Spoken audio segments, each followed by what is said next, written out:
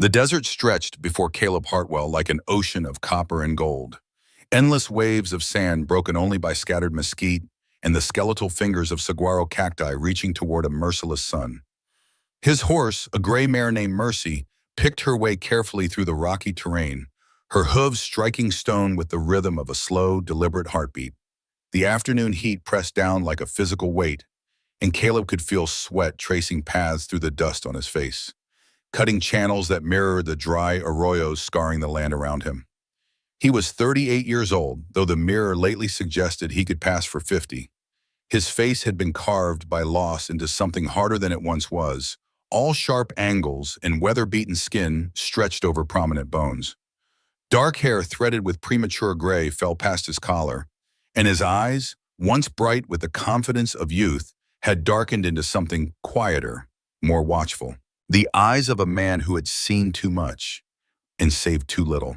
In his saddlebag, wrapped in oilcloth to protect it from the dust, lay a small wooden box.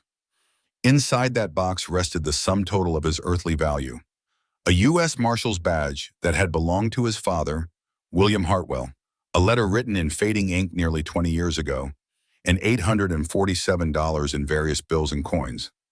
Everything else he had owned in this world had been sold, traded, or left behind in the town of Socorro, New Mexico, where the ghosts of his dead wife and daughter still walked the streets in his memory. The badge weighed more than its silver justified. His father had worn it for 18 years, from the end of the Civil War until that gray morning in 1869, when the old wounds from Shiloh finally claimed him. Caleb had been 18 then, standing beside his father's deathbed in a room that smelled of camphor and approaching death. "Son," William had whispered, his voice thin as paper, "a man is not measured by what he owns. He's measured by what he leaves behind." The old man's fingers had trembled as he pressed the badge into Caleb's palm. "Build something solid. War took 18 years from me. Don't let life take yours." William Hartwell had died that same afternoon, never knowing that his son would spend the next 12 years wearing a different badge, serving as a deputy U.S. Marshal, walking the same dangerous roads his father had walked, never knowing that Caleb would lose everything that mattered anyway. Caleb shook his head, pushing the memories back into their locked rooms. The past was a graveyard, and he had buried enough there already. Ahead, just visible over the next rise, he could see the weathered wood of a rooftop catching the late afternoon sun. Redstone Ranch. His ranch now, purchased sight unseen through a telegram exchange with a man named Garrett Vance. 160 acres of Arizona territory hard-panned for $800, leaving him $47 to rebuild a life. It was not much of a bargain, but then again, Caleb was not looking for much. Just a place to disappear. A place where the memories could not find him. Mercy crested the rise, and the full scope of his purchase revealed itself in the valley below. The ranch house was a low adobe structure, its walls the color of dried blood, with a wooden shake roof that had seen better decades. One corner sagged noticeably. To the left stood a barn, its double doors hanging at drunken angles. Corrals made of mesquite poles surrounded the barn, and Caleb could count at least 12 sections where the fencing had simply given up and collapsed. A windmill stood sentinel over what he assumed was the well, its blades frozen in position, one vein missing entirely. Beyond the immediate buildings, he could see where previous owners had strung barbed wire fencing in an attempt to mark boundaries and contain livestock. The wire hung in loose, rusted spirals, broken in so many places it would take weeks just to catalog the damage. The land itself rolled away in gentle swells toward distant red rock formations that gave the ranch its name, sparse grass fighting a losing battle against creosote bush and prickly pear. It was, in every measurable way, a disaster. It was perfect. Caleb urged Mercy down the slope toward the house. As they descended, details emerged that his distance vision had mercifully obscured. The well was not just neglected, but nearly dry, judging by the dark watermarks on the wooden bucket that sat overturned beside it. The barn roof had a hole roughly the size of a wagon wheel. Someone had attempted to patch it with canvas, but the canvas had long since rotted away, leaving only the rusty nails as evidence of the effort. Near the corral, he spotted what appeared to be a broken wagon, its wheels removed, its bed listing sideways like a ship going down. But it was his. More importantly, It was empty. No neighbors close enough to hear. No town near enough to matter. No lawman who would recognize his name or remember the cases he had failed to solve, the criminals he had failed to catch, the innocents he had failed to save. He dismounted near the house, his boots raising small clouds of dust that hung in the still air. Mercy immediately dropped her head, searching for any grass that might have survived the summer. Caleb patted her neck absently, his attention on the house. The front door was warped in its frame, and he had to put his shoulder to it before it grudgingly scraped open. The interior was dark, the shutters closed against the heat, and it took several heartbeats for his eyes to adjust. When they did, he found himself looking at a single large room that served as kitchen, dining area, and living space combined. A stone fireplace dominated one wall, cold and swept clean. A rough wooden table stood in the center of the room, one leg propped up with a stack of flat stones. Shelves lined another wall, mostly empty except for a few tin plates and cups. And against the far wall, an oil lamp flickered to life. The flame grew, pushing back the shadows, and Caleb's hand dropped instinctively toward the Colt's single-action Army revolver holstered on his right hip. His fingers touched the worn walnut grip, and he froze. Two figures stood beside the lamp, rising from where they had been sitting in the darkness.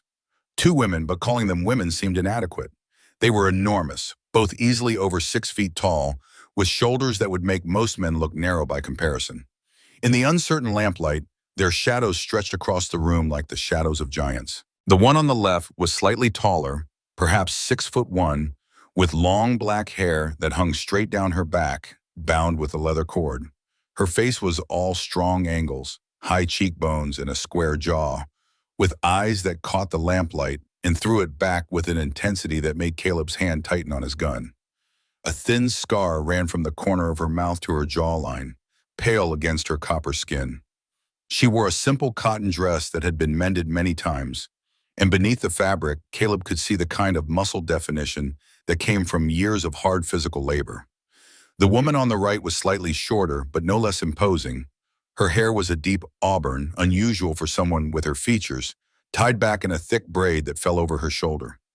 Where the first woman's face was all sharp edges, this one had a rounder quality, though no less strong. Her forearms, bare below rolled sleeves, showed tendons like steel cables. She stood with her weight forward, balanced on the balls of her feet, like someone ready to move fast if necessary. Neither woman smiled, neither woman looked afraid. They simply stood there watching him with the kind of stillness that predators have while deciding whether something is food or threat. The taller woman spoke first, her voice surprisingly low and measured, like the sound of a drum being struck in a careful rhythm. "Tonight you must sleep with both of us." Caleb's hand remained on his gun, but he did not draw.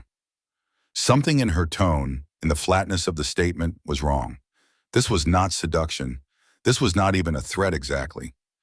It was more like a statement of legal obligation, delivered with about as much enthusiasm as someone reading a tax assessment. "That is the rule," the shorter woman added, her voice sharper, quicker, "for anyone who buys this house." Now Caleb's instincts, honed by 12 years of law enforcement, began to fire properly. He looked more carefully at the two women, really seeing them for the first time past their intimidating size. The taller one had fading bruises on her forearms, the kind that came from being grabbed hard. The shorter one's hands, resting at her sides, bore scars across the knuckles and palms. Both women stood with their backs to the wall, leaving maximum space between themselves and him, maintaining clear lines to the door. They were not predators. They were cornered prey, trying to look dangerous. Caleb carefully removed his hand from his gun and held both hands up, palms out at shoulder height. "I'm Caleb Hartwell. I bought this property from Garrett Vance." The women did not relax. If anything, they tensed further at the mention of Vance's name. "We know," the taller woman said. "He left instructions about us."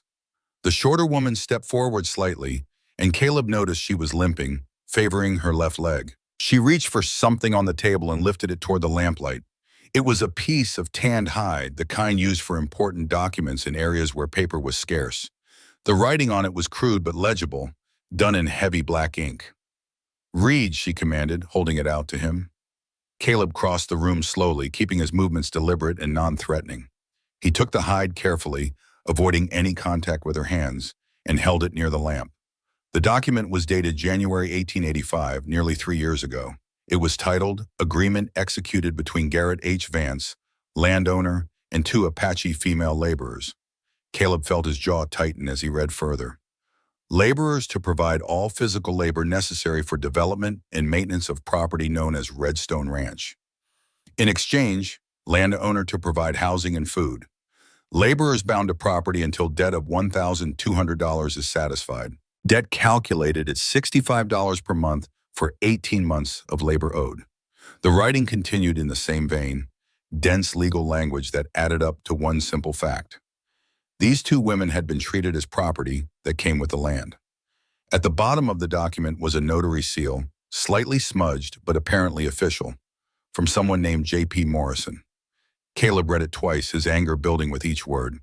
He had seen documents like this before, usually in the aftermath of the Civil War, when unscrupulous men found loopholes in the 13th Amendment that supposedly ended slavery, contract labor, indentured servitude, debt bondage, a dozen different names for the same ugly thing. He looked up at the two women who were watching him with expressions that mixed defiance and resignation in equal measure. "What are your names?" The taller woman blinked, surprised by the question. "Talasi," she said after a moment. "This is my sister, Kaya." "Talasi, Kaya." Caleb set the hide document down on the table with more force than necessary. "I'm going to tell you something, and I need you to believe me. This document is garbage. It's slavery with a fancy legal cover, and I don't follow Garrett Vance's rules." Kaya's eyes narrowed. Every white man says something different at first. Then they're all the same. "I'm not every white man."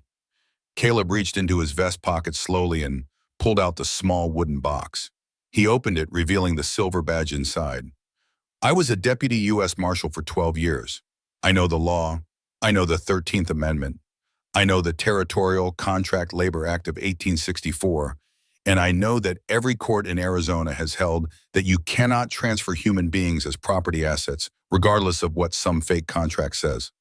Talasi's expression did not change, but something flickered in her eyes. "You're a lawman." "Was. I quit." Caleb closed the box and returned it to his pocket. "But I still remember right from wrong. Nobody owns anybody in this house. If you want to leave right now, leave. If you want to stay, we'll figure out a fair arrangement. But that," he gestured at the hide document, "is worth less than the animal it's written on." The two sisters looked at each other, and Caleb saw a silent conversation happen in the space of a few heartbeats. Years of shared experience, shared suffering, being weighed against the words of a stranger. Finally, Kaya spoke, her voice softer than before, but no less intense. "Why should we believe you?" It was a fair question, and Caleb thought about it for a long moment before answering. "Because I've lost everything that mattered to me. My wife died 2 years ago. My daughter 6 months after that. I left my job because I stopped believing the law protected the right people. I came here with barely enough money to buy this wreck of a ranch because I wanted to disappear." He met their eyes steadily. "I'm not looking to own anyone or control anyone. I'm just looking for a chance to build something decent before I die. If you two want the same thing, maybe we can help each other. If not, I'll pack up Mercy and sleep in the barn tonight, and tomorrow you can decide what you want to do." Silence filled the room, broken only by the soft hiss of the oil lamp and the distant cry of a hawk somewhere in the evening sky. Talasi was the first to move. She walked past Caleb to the door, her footsteps surprisingly light for someone so large, and pushed it open. The last rays of sunset spilled into the room, turning the adobe walls the color of blood and honey. "We need to think," she said without turning around. "And you need to hear our story, all of it. Then you can decide if you still want us here. And we'll decide if we want to stay," Kaya added, limping over to stand beside her sister. Caleb nodded. "That seems fair." Talasi turned to face him, her expression still unreadable. "You said you lost your wife and daughter. How?" The question hit harder than Caleb expected. He had to swallow twice before he could answer.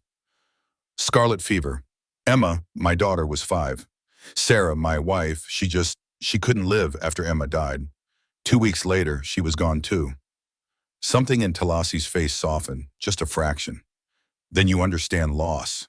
Real loss, not the kind that white men usually mean when they complain about money or land. I understand it. Kaya's voice was sharp as broken glass. Good, because what we're going to tell you, you need to understand it with more than your head. The three of them moved outside as the sun finished its descent behind the red rock formations that gave the ranch its name. Caleb built a small fire in a ring of stones near the house, using dead mesquite branches that burned hot and clean. The sisters sat on one side of the fire, Caleb on the other, and in the gathering darkness, with the first stars beginning to pierce the deep blue vault of the sky, Talasi began to speak.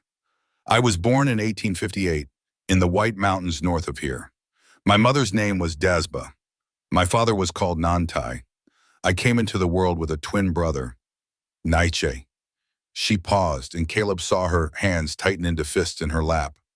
In Apache tradition, twins are bad medicine. One twin must die so the other can be strong. Naiche died at birth. The midwife told my mother that I would carry the strength of both, but also the curse of both. That I would be powerful, but always alone. Kaya reached over and took her sister's hand. Talasi squeezed it once, then gently pulled away and continued. Kaya was born 3 years later, in 1861. For a while, we had a good life. We were Chiricahua, and the mountains were ours. Father taught us to hunt, to track, to survive. Mother taught us to weave, to prepare food, to read the land for water, and safe passage. Her voice grew harder. Then the soldiers came. Caleb knew the history, or thought he did. The Apache Wars had raged for decades across Arizona and New Mexico territories, a brutal conflict with no clear good guys and plenty of bad ones on both sides. But history was different from sitting across a fire from someone who had lived through it. 1881, Talasi said, and the number hung in the air like an indictment. The army came through our camp. They said we were harboring raiders. We weren't. We were just families trying to survive. But the soldiers didn't care. She fell silent. Kaya picked up the story, her voice tight with old anger. Father died protecting the village, an arrow through the chest. Mother got sick 2 weeks later. Typhoid, the missionary said, killed half the camp before it burned out. Talasi was 23. I was 20. We had no one. The tribe moved on, Talasi resumed, but they wouldn't take us. The curse of the twin, they said. Bad luck follows me. So we walked south into New Mexico, then back into Arizona. 3 years we wandered, working when we could find work, stealing when we had to, sleeping rough most nights. Kaya laughed, but there was no humor in it. People are afraid of Apache, but they're more afraid of Apache women who look like us. Too big, too strong, too different. We got run off from 7 different places in 3 years. By December of 1884, Talasi said, we were in Copper Springs, about 40 miles from here. We had been sleeping in a stable, doing odd work for the owner in exchange for a place out of the cold. Then one night a man found us there. Garrett Vance, Caleb said quietly. Garrett Vance, Talasi confirmed. He was different then, or seemed different. He told us he had just bought land, that he was going to build a ranch, that he needed strong people to help him. He said he respected the Apache. He said the war was over, that it was time for everyone to start fresh. She looked directly at Caleb across the fire. He offered us $65 a month each. That was more than most men were making. He showed us this place. It was raw land then, nothing built. He promised us our own rooms, good food, fair treatment. He said in 2 years we would have saved enough money to go wherever we wanted, do whatever we wanted. And you believed him, Caleb said. It was not a question. We were desperate, Kaya said flatly. When you're desperate, you believe what you need to believe. Talasi nodded. The first year was good. Garrett was true to his word. We built the fences, dug the well, raised the barn and this house. It was hard work, but honest work. Garrett even taught us better English. He told us stories at night about where he came from, about the war he had fought in. He seemed lonely, but kind. The fire crackled, sending up sparks that danced toward the stars. A coyote called in the distance, and another answered. Then January of 1886 came, Talasi said, and her voice went flat, emotionless. Garrett went to Tucson for supplies. He came back 3 days later, drunk and angry. He had been gambling. He had lost $300, money he didn't have. Kaya's hands were fists again. That's when everything changed. He said we owed him. He said 1 year of living here, eating his food, sleeping in his house, that added up to $780. He said we had to sign a contract to work another 18 months to pay off the debt, or he would report us to the sheriff for stealing his cattle. We didn't steal anything, Talasi said, her voice still flat. But who would believe two Apache women against a white landowner? Caleb felt sick. So you signed? We made our marks, Talasi corrected. We couldn't read English well enough then. We trusted what he said the document said. Later we found out, Kaya added, that he had forged our marks anyway. He never let us sign anything real. Talasi's voice remained steady, but Caleb could see her hands shaking slightly in her lap. The next 18 months were hell. Garrett drank more and gambled more. He would leave for days, come back owing more money. He took his anger out on us. Not in the way you might think, she added quickly, seeing Caleb's expression. He never touched us that way, but the work got harder, the food got less, the beating started. She pulled up her sleeve, revealing 3 long scars across her forearm. Bullwhip, because I didn't finish repairing the south fence fast enough. Kaya turned her head, showing a faded bruise along her jawline. His fist, because I spilled milk from the morning milking. We thought about running, Talasi said, many times, but Garrett had that contract. He said if we ran, he would have us arrested for breach of contract and theft. He said we would go to prison, and prison kills Apache. So we stayed, we worked, we survived. Then this past May, Kaya said, Garrett disappeared for a week. When he came back, he told us he had sold the ranch. He packed 1 bag, took what money he had, and rode away in the middle of the night. He left that document on the table. He left a note that said, the new owner will know what to do with you. The 3 of them sat in silence for a long time after that. The fire burned down to coals, and the temperature dropped as the desert gave up the day's heat to the infinite cold of space above. Finally, Caleb spoke. The notary seal on that document, J.P. Morrison. Do you know him? He's dead, Kaya said. Fell off his horse 3 weeks ago. At least, that's what people said. Broke his neck. Caleb's law enforcement instincts stirred. Convenient. Very, Talasi agreed. But there's no way to prove anything now. We've been living here for 6 weeks, Kaya said. Eating what we could forage, drinking from the well. We didn't know what else to do. We couldn't go to town without risking arrest. We couldn't leave without somewhere to go. We couldn't stay without knowing what the new owner would be like. So we waited, Talasi finished. And when we saw you riding up this afternoon, we made a decision. We would tell you what Garrett's rules were. If you were like him, we would know immediately. If you weren't, we would see what kind of man you really are. Caleb looked at these 2 extraordinary women, these warriors who had been ground down by circumstance and cruelty, but who still had the strength to sit across a fire and tell their story with dignity. I served as a lawman for 12 years, he said slowly. I've seen a lot of evil in that time. Men who hurt others for pleasure. Men who took advantage of the weak because they could. Men who hid behind the law to do things the law was meant to prevent. And I've seen good people ground down by systems that were designed to break them. He poked at the coals with a stick, sending up a fresh shower of sparks. My father told me, the day before he died, that a man is measured by what he leaves behind. For a long time, I thought he meant children or property or some kind of visible mark on the world. After Sarah and Emma died, I thought I had nothing left to leave. I was wrong. Caleb looked up at Talasi and Kaya. What a man leaves behind is how he treats people when nobody's watching. It's the choices he makes when the easy thing and the right thing aren't the same. My father was a marshal. He taught me that the law only has value if it protects the weak.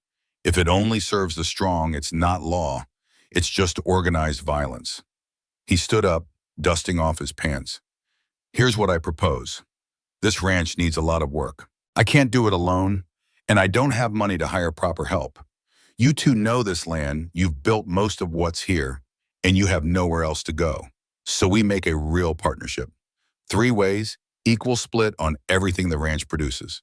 You work because you choose to, not because some fake document says you have to. We build this place together, and whatever we make, we share equally. Talasi and Kaya exchanged another glance, years of shared survival letting them communicate without words. Caleb waited patiently. You swear this? Talasi asked. No tricks, no contracts we don't understand, no ownership? I swear it. We can even write it up properly. Get it notarized by someone who isn't dead, if that would make you feel better. And if we want to leave? You leave. I won't stop you. I won't chase you. You're free people, and you've got every right to go wherever you want. Kaya stood up slowly, testing her weight on her bad leg. She walked around the fire and stopped directly in front of Caleb. She was 2 inches taller than him, and he had to look slightly up to meet her eyes. If you're lying, she said quietly, if you turn out to be like Garrett, I will kill you. I say this not as a threat, but as a promise. We won't be slaves again. Fair enough, Caleb said. And if I'm not lying, if I keep my word, will you give this a chance, Marcelo? Kaya looked back at her sister. Talasi stood as well and joined in them. She studied Caleb's face for a long moment, and he had the distinct impression he was being weighed and measured by someone who had learned the hard way how to spot lies. 1 week, Talasi said finally. We'll try it for 1 week. If at the end of that week any of us wants to call it off, we call it off. No Christians, no problems. Caleb extended his hand. Talasi looked at it, then grasped it firmly. Her hand was larger than his, calloused, and strong enough that he could feel his bones shift slightly in her grip. But the shake was firm and fair, the grip of an equal. Kaya shook his hand next, her grip equally strong, but somehow warmer, less guarded. 1 week, Caleb agreed. Now, I assume there are sleeping arrangements. Where do I bunk? You can have the house, Talasi said. We'll take the barn. Absolutely not, Caleb said firmly. You two take the house. I'll sleep in the barn. My father taught me that a gentleman always gives the lady the good bed, and I don't see why 2 ladies should be different from one. For the first time since he had arrived, he saw something that might have been the beginning of a smile on Talasi's face. Your father sounds like he was a good man. He was. Caleb looked up at the stars, bright and cold above them. I hope he'd be proud of this. That night, Caleb carried his bedroll to the barn, finding a relatively clean corner where the hay was still dry. Mercy nickered softly from her stall, and he spent a few minutes brushing her down and making sure she had water. Through the gaps in the barn walls, he could see lamplight in the house, 2 shadows moving behind the oiled paper that covered the windows. He lay down on his bedroll, his Colt within easy reach out of habit more than fear, and stared up at the barn roof where stars were visible through the hole. An owl called somewhere close by, hunting in the darkness. The temperature continued to drop, and Caleb pulled his blanket tighter. Before he slept, he thought about his father, about that last conversation beside the deathbed, about Sarah and Emma, buried together under a cottonwood tree in Socorro, about 12 years of wearing a badge and trying to make the law mean something. And he thought about 2 Apache sisters who had been ground down by cruelty and circumstance, but who still had the strength to tell their story, to demand dignity, to take a chance on one more white man's promise. Maybe, Caleb thought as sleep finally took him, maybe this was what his father had meant. Maybe what a man left behind wasn't property or children or some grand legacy. Maybe it was simpler than that. Maybe it was just the choice to do right when doing right was hard. In the house, Talasi and Kaya sat at the rough wooden table, speaking quietly in their own language. The lamp burned low between them, and Kaya's question hung in the air. Do you trust him? Talasi was slow to answer. I don't know, but his eyes, when he looked at us, when he read that document, I didn't see ownership. I didn't see lust. I saw anger, the right kind of anger. Anger fades, Kaya said. Men change. Yes, Talasi agreed. But we've been changing too, haven't we? Into something hard and mean and scared. Maybe working with someone who isn't trying to break us will let us change back into something better. Kaya was silent for a while. Then she said 1 week. If he keeps his word for 1 week, maybe we can try 2 weeks, and so on. And if he doesn't, Kaya's smile was sharp as a knife edge. Then we bury him out past the red rocks where nobody will find him, take his horse and his money, and head for Mexico. Talasi laughed. actually laughed for what felt like the first time in a year. Deal. The first morning arrived with the sudden violence of all desert dawns, darkness giving way to light in what seemed like moments.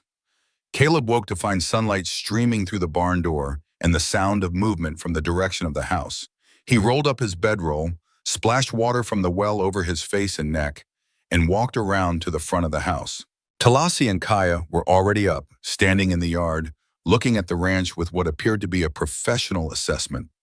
When Caleb joined them, Talasi turned to him. "Before we begin, you should see what you actually bought." For the next hour, the three of them walked the property. Caleb had thought he understood the extent of the work needed, but Talasi's detailed accounting made it clear he had been optimistic. The fences were in even worse shape than they appeared. Nearly 1.2 miles of perimeter needed complete replacement, not just repair. The well was 28 feet deep, but only producing about 2 gallons per hour, barely enough to support the three of them plus Mercy, and completely inadequate if they wanted to support any serious livestock. The barn roof needed a full rebuild, not a patch. 6 of the main support posts showed signs of termite damage and would have to be replaced before winter or the whole structure might come down in a storm. The house itself was the most solid structure on the property, thanks to its thick adobe walls, but the wooden roof leaked in 3 places. 2 windows were broken out entirely, and the fireplace had a crack that would let carbon monoxide seep into the room if they weren't careful. "Whoever sold you this land," Kaya said bluntly, "saw you coming from a mile away." "Garrett," Caleb said. "And yeah, I figured as much, but I wasn't exactly in a position to be choosy." Talasi looked at him with something that might have been respect. "Most men would be angry. You just seem resigned." "I've learned that anger without a plan is just noise. So what's the plan?" They sat in the shade of the house and Caleb pulled out a stub of pencil and a piece of paper. Together, they worked out a 90-day schedule. First priority was the well. Without adequate water, nothing else mattered. Second was the fences, at least enough to keep any animals they might acquire from wandering off. Third was the barn before the first serious rain brought the whole thing down. The house could wait. "We'll need supplies," Talasi said. "Wire, nails, lumber for the barn, tools we don't have." "I've got $47, Caleb said. "That should cover the basics." "That means going to Copper Springs," Kaya said, and something in her tone made it clear this was not a simple observation. "Problem with the town?" "The town has a problem with us," Talasi corrected. "We're Apache. After Geronimo's campaign last year, every Apache in Arizona might as well be wearing a target." Caleb had heard about Geronimo's final campaign, his surrender in September of 1886. The last major Apache resistance had ended just over a year ago, but wounds that fresh didn't heal quickly. "I'll go alone then," Caleb said. "Make a list of what we need and I'll handle it." "No," Kaya's voice was firm. "We're done hiding. If we're going to work this land, we need to be able to go to town." "So we go together." Talasi nodded agreement. "Together. If there's trouble, we face it together." Caleb looked at these 2 women who had every reason to hide, to play it safe, to avoid conflict. Instead, they were choosing to stand up. He felt a familiar stirring in his chest, something he had not felt in a long time: pride. "Together then," he agreed, "but let's get through at least a few days of work first. Show folks we're serious about making this place work." They began that afternoon, starting with the well. The principle was simple but brutally hard. Someone had to go down into the well shaft, dig out another 10 feet of earth and rock, while 2 others hauled the debris up in buckets using a pulley system. The work was dangerous. The shaft could collapse. Poisonous gases could accumulate at depth. Even without catastrophe, it was simply exhausting work. Talasi volunteered to go down first. Caleb objected. "You're too big. If something goes wrong down there, if the shaft starts to cave, you won't be able to maneuver." Kaya's smaller, more agile. Kaya shook her head. "My leg's still weak from where Garrett kicked me last month. I'm not as steady as I should be." "Then I'll go," Caleb said. "You're the one with the money," Talasi pointed out. "If something happens to you, what do Kaya and I do? We can't buy supplies. We probably can't even keep the land." It was a fair point. "So what do we do?" "We take turns," Kaya suggested. "Short shifts, maybe 2 hours each. That way nobody gets too exhausted, and if someone gets in trouble, two fresh people are up top to help. They agreed on that plan. Kaya went first, since her smaller size would make the initial deepening easier. Caleb and Talasi rigged a safety rope around her waist, then helped her over the edge of the well. She descended using the natural irregularities in the stone wall as handholds and footholds, and within a minute she had disappeared into the darkness below. "I'm down," her voice echoed up, distorted by the stone. "Sending up the first bucket." For the next 2 hours, Caleb and Talasi worked the pulley, hauling up bucket after bucket of rocky soil. The sun climbed higher, and the temperature with it. Sweat soaked through Caleb's shirt. Talasi had tied her long hair back with a strip of cloth, and even she looked worn by the time Kaya's voice called up that she needed to rest. They hauled her up, and she emerged from the well covered head to toe in reddish-gray dust, looking like a ghost of herself. She drank nearly a gallon of water while Caleb descended for his shift. The well shaft was tight, barely 3 feet across, and Caleb had to work by feel more than sight. The walls pressed in on all sides. The air was stale and hot. He dug with a short spade, filling the bucket, then tugging the rope 3 times to signal that it was ready to haul up. Dig, fill, tug, dig, fill, tug. The rhythm became almost meditative. After what felt like hours but was probably closer to 90 minutes, Caleb hit something different. His spade struck what felt like solid stone, but when he cleared the dirt away, he found it wasn't solid at all. It was a layer of limestone, porous and damp. He scraped away more dirt, and water began to seep through the limestone, first in drops, then in a steady trickle. He tugged the rope 4 times, their signal for something important, and called up. "I hit water! Real water!" Above he heard Talasi and Kaya whoop with genuine joy, the first unguarded happiness he had heard from either of them. By the time they hauled him up, the bottom of the well had 6 inches of clear, clean water, and more was coming in with every minute. That night, they celebrated their first success with a meal of beans and salt pork, cooked over the fire. The work had been brutal, but it had been honest work, and more importantly, it had been shared. Caleb found himself watching the two sisters with growing respect. Talasi had hauled buckets for 4 straight hours without complaint. Kaya had spent 2 hours in a dark hole the size of a coffin without a word of fear. These were not helpless victims. These were warriors who had been beaten down but never broken. As the stars came out and the temperature dropped, Kaya looked at Caleb across the fire. "You jumped in the well. When I was down there and Talasi and I were struggling with that heavy bucket, you could have let us handle it, but you jumped in." Caleb shrugged. 3 people pull easier than 2. "That's not why you did it," Kaya said. "You did it because you meant what you said. Partners." Before Caleb could respond, Talasi spoke up. "We've decided we're staying. Not just for a week, if you'll have us." Caleb felt something warm bloom in his chest, something he had not felt since before Sarah and Emma died. Hope. "I'll have you," he said simply. "Welcome home." The morning sun had not yet cleared the eastern horizon when Caleb woke to the sound of voices outside the barn. He rolled out of his bedroll, grabbed his gun belt out of pure instinct, and pushed through the barn door to find Talasi and Kaya already at work. Talasi was measuring fence posts with a length of rope, her movements precise and economical. Kaya was sharpening tools on a whetstone, the rhythmic scrape of metal on stone carrying across the still morning air. 3 weeks had passed since that first night around the fire. 3 weeks of brutal, honest work that had begun to reshape both the land and the people working it. The well now produced 12 gallons per hour, enough to support a small herd if they could ever afford one. 200 feet of new fence lines stood straight and true along the southern boundary. The barn roof no longer leaked, though the repair job was more functional than beautiful.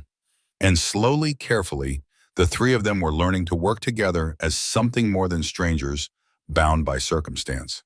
Caleb watched Talasi work for a moment before she noticed him. She moved with a kind of quiet efficiency that spoke of years of hard labor. But there was something different now. She no longer moved like someone expecting a blow.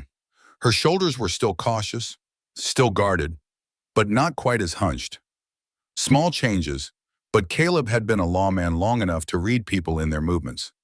"You're up early," Talasi said without turning around. "Seems like I'm the last one up every morning lately." Kaya grinned at him, a real smile that showed teeth. That's because you're old. I'm 38. Like I said, old. Caleb had to laugh. This easy banter was new, earned through days of shared meals and shared work. He walked over to the water barrel they had placed by the barn door and splashed his face, then looked around at their progress. It was not much by the standards of established ranches, but it was theirs. More importantly, it was honestly theirs. We need to make that trip to Copper Springs soon, Caleb said, drying his face on his sleeve. We're almost out of wire, and we need nails if we're going to finish the barn repairs before monsoon season. The temperature in the conversation dropped several degrees. Kaya's smile faded. Talasi set down her rope and turned to face him fully. We've been avoiding that, Talasi admitted. I know, but we can't avoid it forever. If we're going to make this ranch work, we need to be able to go to town for supplies. We need to exist in the world, not just hide from it. Kaya drove the blade she was sharpening into the ground with enough force to make it quiver. You don't understand what it's like, the way they look at us, like we're animals, like we're the reason their sons or brothers died in some battle we weren't even part of. You're right, Caleb said quietly. I don't understand that, but I understand something else. I understand that hiding gives them power. It says you're afraid of them, and fear feeds people like that. You go into town with your heads high, you do your business, you don't cause trouble, but you don't take any either, and you show them you have as much right to be there as anyone. Talasi crossed her arms, a gesture Caleb had learned meant she was thinking hard about something. Easy to say when you're not the one they're staring at. Then I'll be right there beside you, and anyone who wants to stare can stare at all three of us. The sisters exchanged that look they had, the silent conversation that spoke of years together facing a hostile world. Finally, Talasi nodded. Tomorrow. We go tomorrow. But we bring rifles. We bring rifles, Caleb agreed. They spent the rest of that day finishing up the immediate work around the ranch. Caleb made a detailed list of what they needed from town. 200 feet of barbed wire, 50 pounds of assorted nails, 20 pounds of flour, 10 pounds of sugar, salt, coffee, and if they had money left over, maybe some cloth so the sisters could make new dresses.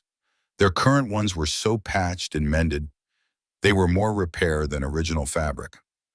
That night, sitting around the fire, Kaya suddenly asked a question that had clearly been bothering her. Why did you quit being a marshal?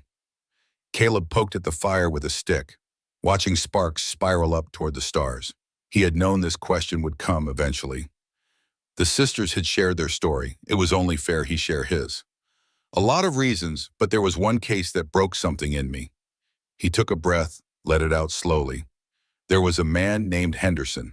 He owned a freight company in Socorro. He had a Navajo woman working for him as a housekeeper. She had a contract, supposedly voluntary, to work for 3 years in exchange for room, board, and $20 a year. Talasi's expression hardened. Like Garrett's contract. Exactly like it. She came to me after 2 years, showed me bruises, told me Henderson was beating her, not feeding her properly, working her 18 hours a day. She wanted out of the contract. She wanted to go back to her family. What did you do? Kaya asked. I investigated. I interviewed her, interviewed Henderson, looked at the contract. It was garbage, just like yours, but it had been notarized, signed by a judge, all the proper legal window dressing. So I arrested Henderson for assault and contract fraud. He paused, remembering the feeling of putting those handcuffs on Henderson's wrists, the satisfaction of seeing a guilty man face justice. Then what happened? Talasi prompted. The judge threw it out, said the contract was legal under territorial law, said the woman's testimony wasn't reliable because she was, and I quote, an ignorant savage who probably didn't understand what she was agreeing to. Gave Henderson a $50 fine for simple assault, which his lawyer paid on the spot, and sent the woman back to work for him. Caleb's hands were fists now, the old anger rising. She ran away 2 weeks later. They found her body in an arroyo 3 months after that. Exposure, the coroner said. But I knew. She ran because going back to Henderson was a death sentence. And the law I had sworn to uphold, killed her just as surely as if the judge had pulled a trigger. The silence that followed was heavy and complete. Even the coyotes seemed to have stopped their evening songs. I wore the badge another 6 months, Caleb continued, kept telling myself I could make a difference, that not every case would be like that one. But it ate at me. Every time I put on that badge, I felt like a fraud, like I was pretending to serve justice while really just serving a system designed to keep certain people in power and everyone else in their place. He looked at the two sisters. Then Sarah and Emma died, and I realized I had been hiding from the real problem. I had been telling myself that if I just worked within the system, if I just followed the rules and did my job, things would get better. But they weren't getting better, so I quit, sold everything, came here looking for a way to start over. Kaya's voice was soft. And you found two more people trapped in the exact same system you were running from. I found two people who deserve better than what they got. Same as that Navajo woman. Same as a lot of people I met over the years. The difference is, this time I don't have to follow a judge's orders or a territory's laws. This time I get to make the choice myself. Talasi stood up, walked around the fire, and sat down next to Caleb. She did not say anything, just sat there in solidarity. Kea joined them a moment later. The three of them sat in silence, watching the fire burn down, each lost in their own thoughts about justice and systems and the choices people make when the law fails them. The ride to Copper Springs took 2 hours in the morning heat. They left at dawn to avoid the worst of it, Caleb on Mercy, Talasi and Kaya riding double on a sturdy mare they had found wandering the property weeks earlier. The horse had been half-starved and nearly dead, probably abandoned by whoever had owned her before. Kaya had named her Ghost because she appeared out of nowhere like a spirit, and because she was pale gray, almost white in certain light. As they rode, Caleb found himself studying the land with new eyes. 3 weeks of living here had taught him to read the desert better. He could spot the slight green flush along dry creek beds that indicated water below the surface. He knew which plants the horses could eat and which would make them sick. He had learned to predict afternoon thunderstorms by the morning cloud formations, though the storms themselves had not yet arrived. The land was harsh, but it was not dead. It was just selective about what it nurtured. Copper Springs appeared on the horizon as a scattered collection of wooden buildings clustered around a central street. Population maybe 300 on a good day, swelling to 400 when the mines were running full. One main street, 8 businesses, a church, and maybe 60 houses spreading out from the center in no particular pattern. It was the kind of town that existed because geography and water demanded it, not because anyone had planned it. As they rode down the main street, Caleb felt eyes turn toward them. Conversations stopped mid-sentence. A woman pulled her child closer. A man standing outside the saloon spat deliberately in their direction, though he was careful to do it only after they had passed. "Welcome to Copper Springs," Kaya muttered. They tied their horses outside McAllister's general store, the largest building on the street. Caleb noticed that several people had stopped what they were doing to watch. He ignored them, helped Talasi and Kaya dismount, and walked into the store with the sisters right behind him. The interior was dim and cool, smelling of flour and leather and tobacco. Shelves lined the walls, packed with goods in no particular order. Behind the counter stood Harold McAllister himself, a man in his early 60s with gray hair and a permanent squint from years in the bright sun. He was wearing a vest that had probably been expensive 20 years ago, but was now shiny with age and stained with tobacco juice. McAllister looked up as they entered. His eyes passed over Caleb, then landed on Talasi and Kaya. His expression went from neutral to hostile in the space of a heartbeat. "I don't serve Apaches," he said flatly, "especially not after what Geronimo did last year." Caleb had expected this, but it still made his jaw tighten. "Mr. McAllister, these are my business partners. We own the Redstone Ranch together. We're here to buy supplies, and we have cash money to pay for them." "I don't care if you've got gold bars. I said I don't serve Apaches." Talasi's hand moved toward her rifle, but Caleb shook his head slightly. Violence would only confirm everything the town believed about Apache. He pulled out his list and set it on the counter along with $30 in bills. "That's my list. That's my money. You can fill the order and take the money, or I can ride 40 miles to Tucson and give them my business instead. Your choice." McAllister stared at the money. Caleb could see the calculation happening behind the man's eyes. $30 was $30, and general stores in small towns ran on thin margins. Principal was expensive when you had bills to pay. Fine, McAllister said after a long moment, but they wait outside. They stay right here, Caleb said firmly. They're my partners. They have as much right to be in this source as I do. For a moment, Caleb thought McAllister might throw them all out. Then the older man grunted, grabbed the list, and started pulling items from the shelves. He worked in angry silence, slamming things down on the counter hard enough to make them bounce. When he was done, he counted the money twice, as if hoping to find an excuse to reject it. "You're $3 short," he said with something like satisfaction. Caleb looked at the pile of goods. "Your prices went up since last month?" "Supply and demand. Everything's more expensive now." It was a lie, and they both knew it, but Caleb also knew that fighting over $3 would accomplish nothing. He pulled out 3 more bills and laid them on the counter. "There, we square now?" McAllister took the money and made it disappear into a cash box under the counter. "For now, but don't expect any credit. Cash only, every time, and I reserve the right to refuse service to anyone." Noted. Caleb gathered up the supplies, handing the lighter items to Kaya and Talasi. They walked out of the store in silence, loaded everything onto their horses, and were preparing to mount when a voice called out, "Hartwell? Caleb Hartwell?" Caleb turned to see a man walking toward them from the direction of the sheriff's office. He was in his early 50s, wearing a sheriff's badge, with the kind of weathered face that came from decades of outdoor work. It took Caleb a moment to place him, and then it clicked. "Tom Clayton? Damn, it is you." Clayton closed the distance and grabbed Caleb's hand, shaking it hard. "I heard you'd bought the Red Stone place, but I didn't believe it. Last I heard you were still in Socorro." "A lot has changed since Texas," Caleb said, referring to the years they had worked together as young deputies in El Paso. That had been 15 years ago, and both men had been different people then. Clayton's eyes shifted to Talasi and Kaya, and his expression became more guarded. "I see you've got company." "Partners, actually. Talasi and Kaya, meet Sheriff Tom Clayton. Tom and I worked together a long time ago." Clayton nodded politely, but did not offer to shake hands. Ma'am, you ladies are Apache?" "Chiricahua," Talasi said evenly. "Huh." Clayton looked back at Caleb. "Can we talk? Privately?" Caleb glanced at the sisters. Talasi nodded slightly. They could handle themselves for a few minutes. "Sure, lead the way." They walked to the sheriff's office, a small wooden building with bars on the windows and a solid door. Inside, it was sparse but functional.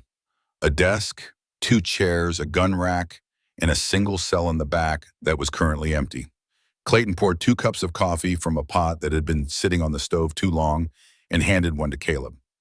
"So," Clayton said, settling into the chair behind his desk, "you bought Garrett Vance's old place." "I did." "And you're working it with 2 Apache women." "I am." Clayton took a long drink of his coffee, then set the cup down carefully. "Caleb, we go back a long way, so I'm going to say this straight. What the hell are you thinking?" "I'm thinking I bought a ranch that needs work, and I found 2 people willing to work it with me. 2 Apache, after last year's troubles, after Geronimo. You know what that looks like to folks around here? I know it looks like people are judging these 2 women for things they didn't do and had no part in. Talasi and Kaya aren't Geronimo. They're not warriors. They're just trying to survive." Clayton leaned back in his chair. "Maybe so, but perception matters. 8 families in this town lost people in Apache raids over the years. You can't expect them to just forgive and forget." "I don't expect them to do anything," Caleb said quietly. "I just expect them to leave us alone. We're not bothering anyone. We're working our land, minding our business. That it should be enough." "Should be, eh. Sure, but it isn't." Clayton pulled open a drawer and took out a folder. "There's something else you need to know. Garrett Vance was here last week." Caleb felt his stomach tighten. "Here? In town?" "Drunk as a lord, spending money he probably didn't have.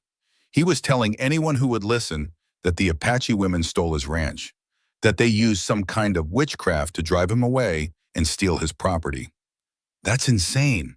Course it is, but people believe what they want to believe, especially when it confirms what they already think. And what they already think is that Apache can't be trusted.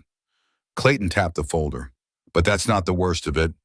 You know who Garrett owes money to? No idea. Cole Hastings. The name hit Caleb like cold water.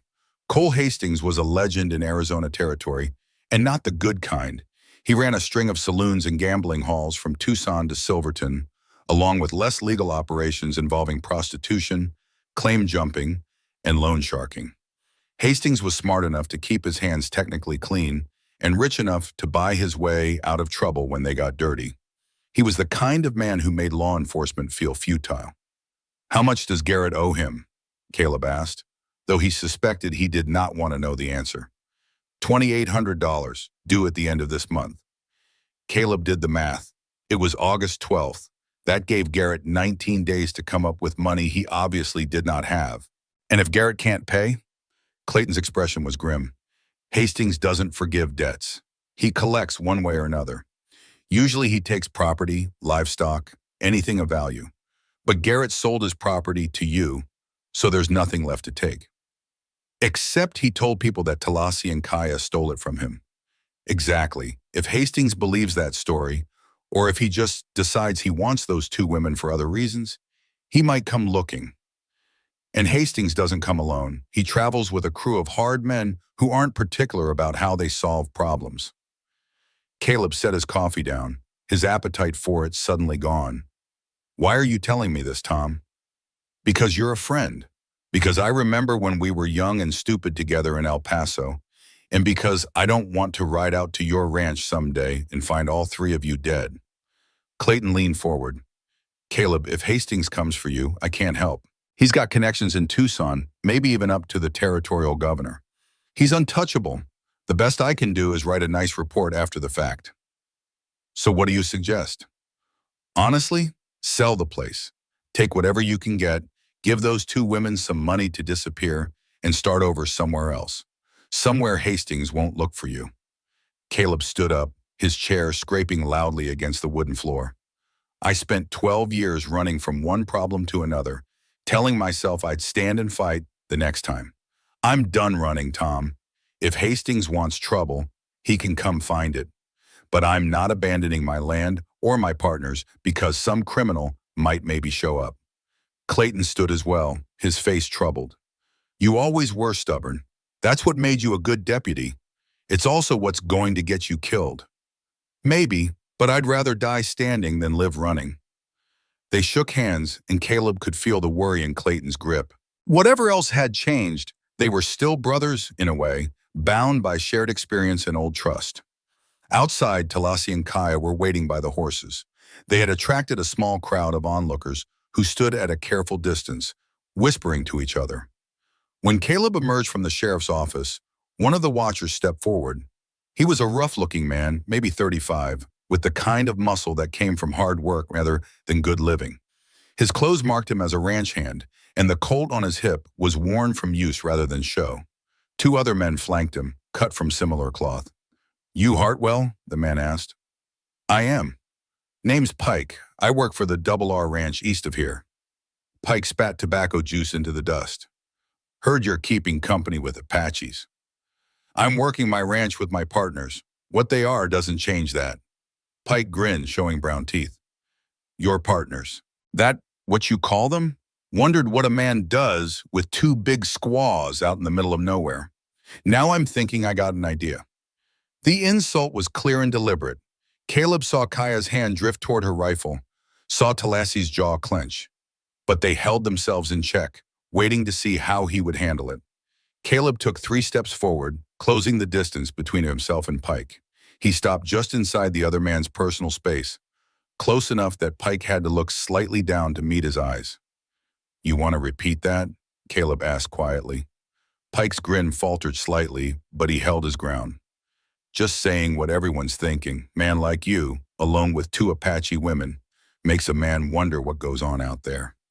Caleb's hand moved so fast, Pike barely had time to register it. One moment, Caleb's Colt was holstered. The next, it was drawn, cocked, and pressed against Pike's inner thigh, right where the femoral artery ran close to the surface. Here's what I think, Caleb said, his voice still quiet but now carrying an edge that made several onlookers take a step back. I think you're going to apologize to these ladies. Then you're going to get on your horse and ride back to the Double R. And every time you think about opening your mouth about me or my partners, you're going to remember this moment and how close you came to bleeding out in the street of Copper Springs. Pike had gone pale. His two companions had their hands on their guns, but Sheriff Clayton had emerged from his office at the sound of the commotion, and his presence was enough to keep them from drawing. I asked you to apologize, Caleb repeated. I apologize, Pike said through gritted teeth, to them, not to me. Pike turned his head slightly toward Talasi and Kaya. I apologize. Caleb held the gun in place for another 3 seconds, just long enough to make sure the lesson had sunk in, then holstered it in a single smooth motion. Pike backed away, his face red with humiliation and anger, and his companions followed. They mounted their horses and rode out of town at a pace that suggested they were eager to be anywhere else. The crowd dispersed quickly after that, people returning to their business with something new to gossip about. Clayton caught Caleb's eye and gave a small nod that might have been approval or might have been a warning. Caleb could not tell which. They mounted up and headed out of town. Nobody spoke until they were a mile down the road, the buildings of Copper Springs just a smudge on the horizon behind them. Then Kaya let out a breath that might have been laughter. You held a gun on him, in front of the whole town. Seemed appropriate. It was more than appropriate, Talasi said, and there was something in her voice Caleb had not heard before. Respect, maybe, or trust. Thank you. Nothing to thank me for. Pike was being an asshole, and somebody needed to call him on it. They rode in silence for a while longer. Then Kaya said, what did the sheriff want to talk about? Caleb considered lying, considered protecting them from the worry, but they were partners, and partners deserved the truth. Garrett's in debt to a man named Cole Hastings, $2,800, the kind of debt that gets people killed if they don't pay. He saw both women tense. Talasi's knuckles went white on Ghost's reins. How does that affect us? Kaya asked. Garrett's been telling people you two stole the ranch from him. If Hastings believes that, or if he just decides he wants something from you, he might come calling. And according to Tom Clayton, Hastings travels with a private army. Silence again, heavier this time. Finally, Talasi spoke. Then we prepare. We make the ranch defensible. We practice with the rifles.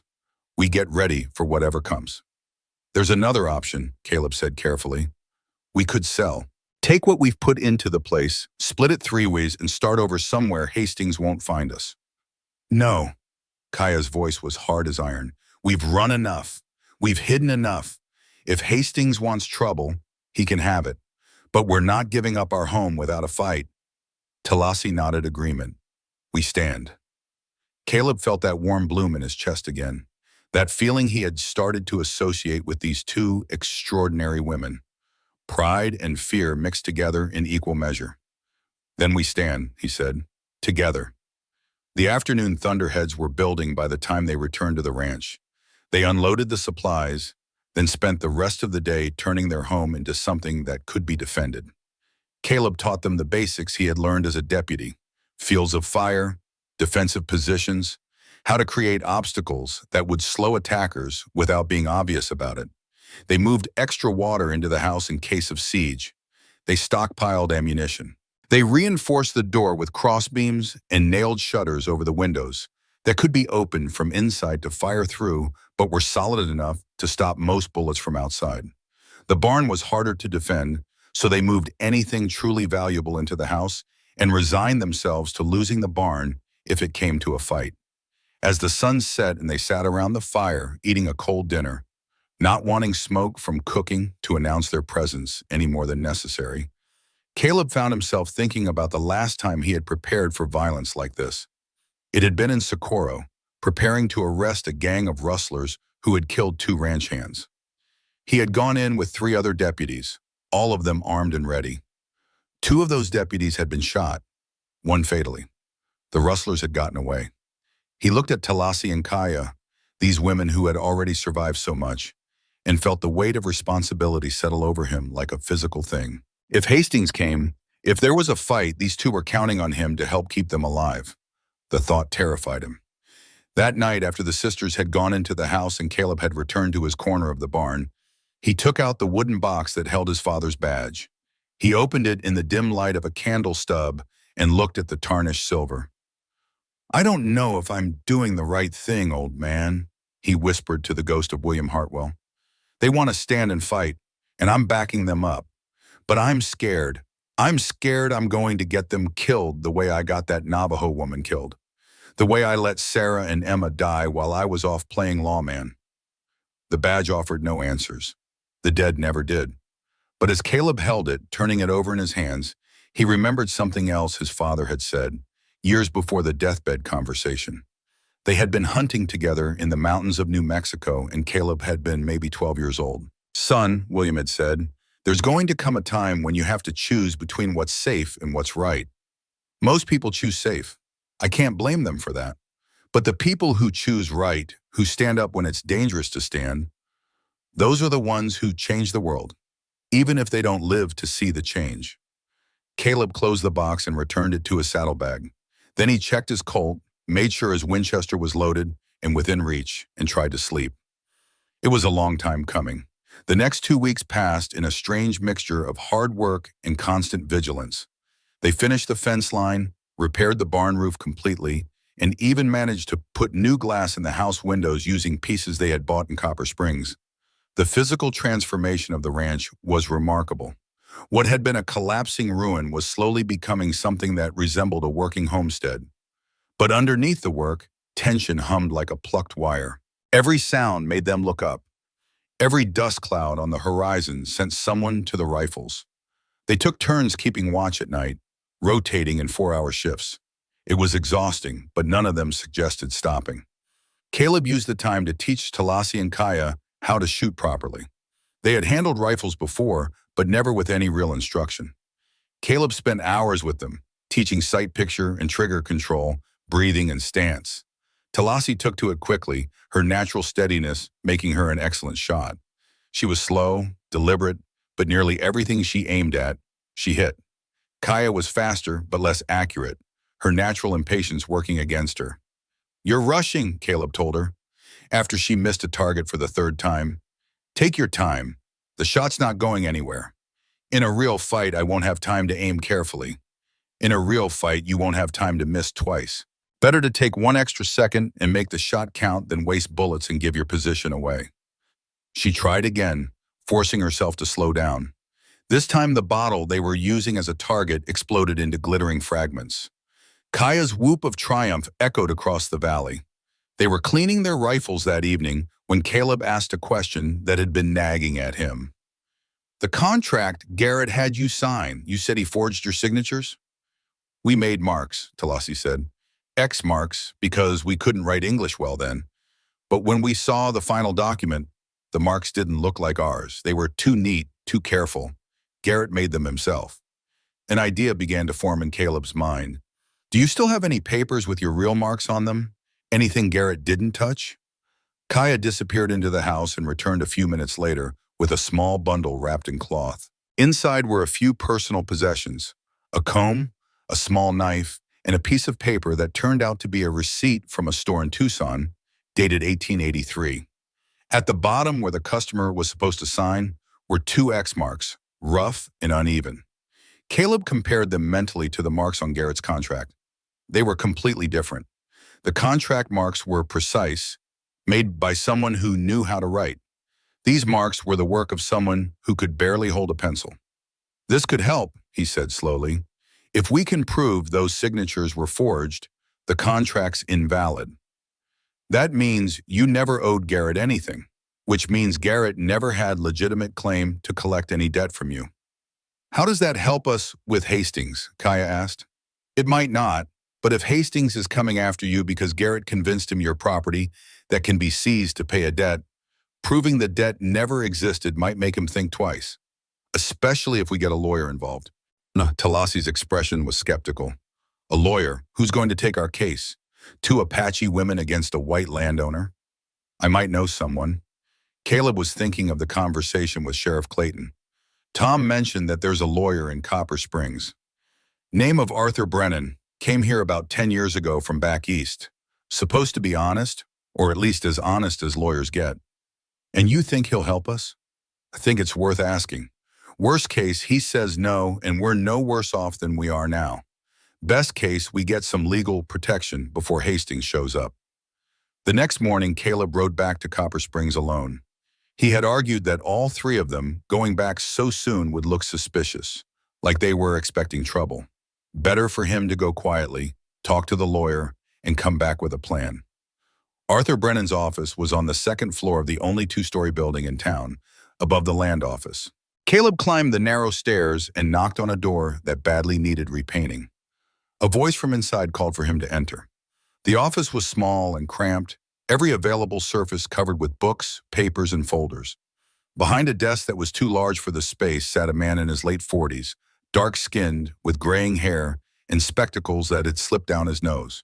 He looked up as Caleb entered, and Caleb saw intelligence and wariness in equal measure in his eyes. "Mr. Brennan, my name is Caleb Hartwell.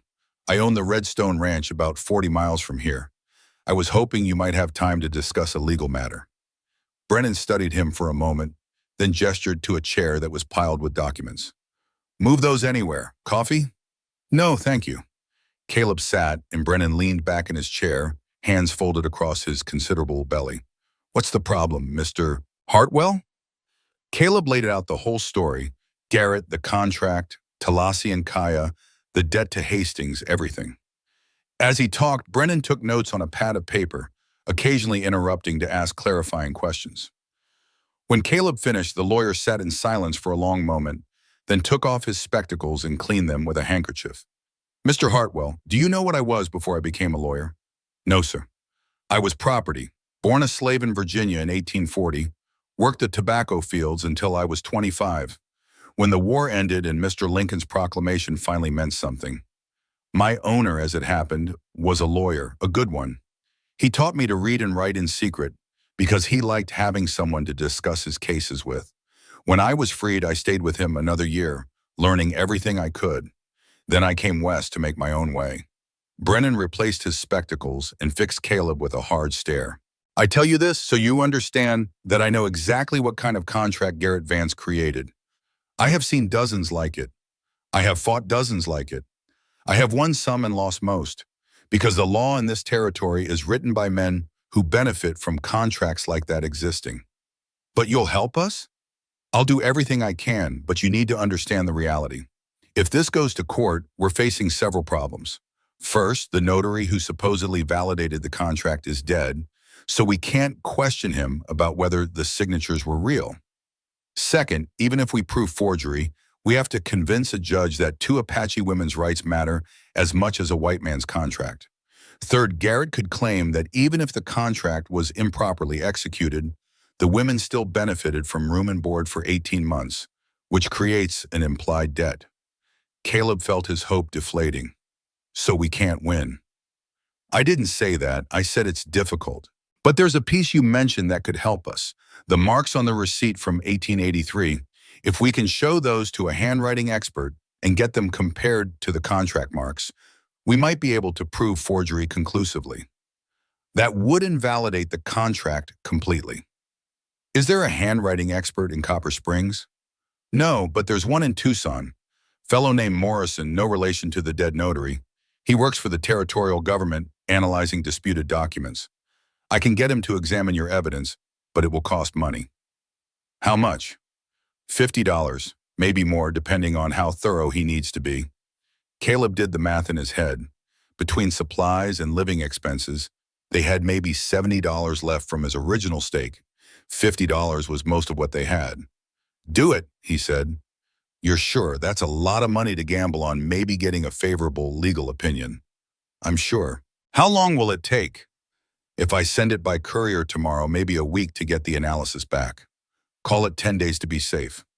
10 days. The end of August was in 8 days. Hastings' deadline for Garrett's debt. They would be cutting it close, maybe too close. "Get it started," Caleb said. "I'll have the receipt and the contract to you by tomorrow." That night, he explained the situation to Talasi and Kaya. They listened without interruption, and when he finished, Talasi simply nodded. So we wait, and we prepare. And we hope Hastings doesn't come before Brennan gets his answer, Kaya added. And we hope, Caleb agreed. The waiting was harder than the work had ever been. That night, none of them slept well. The anticipation of what might come was its own form of torture. The sun was a merciless white disk in the sky when they came. August 15th, exactly when Sheriff Clayton had said the debt came due. Caleb was mending fence on the eastern boundary when he heard Mercy whinny from the barn, that particular sound horses make when they sense other horses approaching. His hand went to the Winchester leaning against the fence post, and he turned to scan the horizon. Dust. A lot of it, rising like a brown curtain against the blue sky. Too much dust for one or two riders. He counted the seconds, estimating distance and speed, then started running toward the house. Talasi saw him coming and met him halfway, her own rifle already in hand. How many? Can't tell yet. More than 5, less than 20, coming from the south. They ran together to the house. Kaya was already at the window they had reinforced, peering through the narrow gap between the shutters. 12 riders. No, 13. One's trailing behind the others. Caleb joined her at the window. The riders were close enough now that he could make out details. They rode in a loose formation, the kind of casual confidence that came from knowing you had the numbers advantage. At the head rode a man on a black stallion, wearing a dark vest over a white shirt despite the heat. Even at this distance, Caleb could sense authority in the way he sat his horse. That'll be Hastings, he said quietly. How do you know? Kaya asked. Because men like that always lead from the front. It's how they maintain control. The riders slowed as they approached, spreading out in a semicircle that faced the house. The man on the black stallion raised his hand, and the others stopped. For a long moment, nobody moved. Caleb could hear his own heartbeat, could feel sweat running down his back despite the relative cool of the house's thick adobe walls. Then the man on the black stallion dismounted with practiced ease and took several steps forward, moving with the kind of fluid grace that came from a body kept in excellent condition despite his obvious age. Caleb guessed he was in his mid-50s, but he moved like a man 20 years younger. My name is Cole Hastings, the man called out. His voice was smooth, educated, nothing like the rough frontier accent Caleb had expected. I'm looking for 2 Apache women named Talasi and Kaya. I have business to discuss with them. Caleb stepped out onto the porch, keeping the Winchester pointed at the ground but obviously ready. My name's Caleb Hartwell. I own this property. The 2 women you're asking about are my business partners. Whatever business you think you have with them, you can discuss with me. Hastings smiled, and it was the smile of a man who had heard that kind of bravado before and found it amusing. Mr. Hartwell, yes, I've heard about you. Former deputy marshal, I'm told. Came out here to start fresh after some personal tragedies. You have my condolences. The fact that Hastings knew these details was unsettling, but Caleb kept his face neutral. What do you want? As I said, business. May I approach? I promise my men will stay where they are. Caleb glanced back at the house. Talasi appeared in the doorway behind him, then Kaya. Both had their rifles, and both looked ready to use them. Hastings noticed and gave a small nod of what might have been respect. Impressive. Not many women I know would stand their ground against these odds. Very well, we'll conduct our business here. Hastings clasped his hands behind his back, the posture of a man giving a lecture. I assume you're aware that Garrett Vance owes me a substantial sum of money, $2,800 to be exact. I've heard that. What's it got to do with us? Ah, well, that's the interesting part. You see, Mr. Hartwell, Mr. Vance has been unable to pay his debt. In fact, he sold his property to you quite suddenly and left town with the proceeds. This presents me with a problem. I'm a businessman and I cannot allow debts to go uncollected. It sets a bad precedent. Still don't see what that has to do with us. Hastings' smile widened slightly. Mr. Vance claims that these 2 women effectively stole his property through some form of coercion or witchcraft. Now, I'm not a superstitious man, but I am interested in recovering what's owed to me. The way I see it, if these women are partially responsible for Mr. Vance's inability to pay, then they bear some responsibility for satisfying the debt. That's insane, Kaya said from behind Caleb. We didn't steal anything. He kept us as slaves for 18 months. Slavery is illegal, my dear, Hastings said smoothly. What Mr. Vance had was a labor contract, properly notarized and legally binding. I've seen a copy. Very thorough documentation. It was forged, Talasi said, her voice low and dangerous. He faked our marks. We never agreed to anything. That's a serious accusation. Do you have proof? Caleb felt a cold weight in his stomach. The proof was with Arthur Brennan, waiting for analysis from the handwriting expert in Tucson. Analysis that would not arrive for at least 4 more days, if it arrived at all. We're working on getting proof, Caleb said. But even without it, you've got a legal claim on these women. They're free citizens. They don't owe Garrett anything, which means they don't owe you anything. Hastings sighed, the sound of a patient man dealing with stubborn children. Mr. Hartwell, I appreciate your loyalty to your partners. It's admirable, but I'm afraid I can't simply take your word for it. I have $2,800 at stake, and I need to recover it somehow. So what are you proposing? A compromise. The 2 women come work for me for 3 years. I have mining operations in Silverton that always need strong laborers. I'll pay them $60 per month, standard rate. 3 years at $60 per month is $2,160. Add interest and administrative costs, and we'll call it even at $2,800. At the end of 3 years, they're free to go wherever they want, no strings attached. I'll even put it in writing, properly notarized, everything legal and above board. The offer hung in the air like poison gas. Caleb felt rather than saw the tension radiating from the 2 women behind him. 3 years of hard labor in Hastings's mines, which were notorious throughout the territory for brutal conditions and high mortality rates. It was slavery by another name, and everyone present knew it. No, Caleb said flatly, they're not going anywhere. Hastings's expression didn't change, but something cold flickered in his eyes. That's unfortunate. I was hoping we could resolve this peacefully. But I should inform you of the alternative. If the women won't come willingly, I'm prepared to take them by force. I have legal documentation of the original contract between them and Mr. Vance. I have witnesses who will testify that Mr. Vance was driven from his property. And I have the backing of certain territorial officials who understand the importance of contract law. You're threatening us. I'm explaining reality, Mr. Hartwell. You're 3 people. I have 12 men with me, and more if I need them. You can stand your ground and die, defending women who aren't even your kin, or you can step aside and let me collect what's owed. Either way, I get what I came for. One of the riders behind Hastings shifted in his saddle, and Caleb got a better look at him. He was enormous, easily 6.5 feet tall, with shoulders like a bull, and a face that looked like it had been broken and improperly set several times. A brutal scar ran from his left eye to his jaw. That's Hank Morrison, Hastings said, following Caleb's gaze. They call him the Bull. He's quite skilled at convincing people to see reason. I'd rather not employ his services today, but I will if necessary. At the back of the group, Caleb now noticed the 13th rider, the one who had been trailing behind. The man was smaller than the others, hunched in his saddle, and even at this distance, Caleb could see his hands were tied to the saddle horn.